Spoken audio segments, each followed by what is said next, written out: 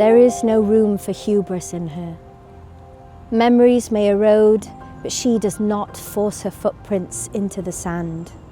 She knows her stone feet were not meant to last. Her mark was made in a different way.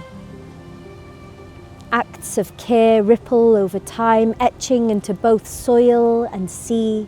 Her legacy is not lost when the wind blows. No, it spreads, constellating across new minds, alive with that same coiled kindness. She is memory embalmed in a soot-covered child's exhausted sigh, or the careful sounds of a woman reading her name aloud. That legacy canopies.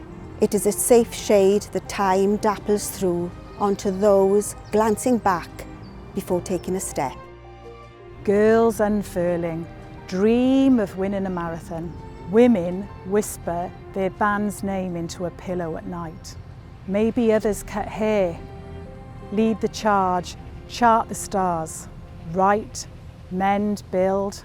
Within us, we carry all of what was and what will.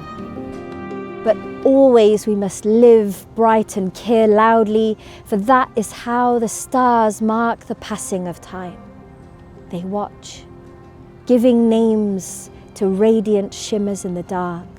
Betty, Cranogwen, Elaine, Margaret, Elizabeth.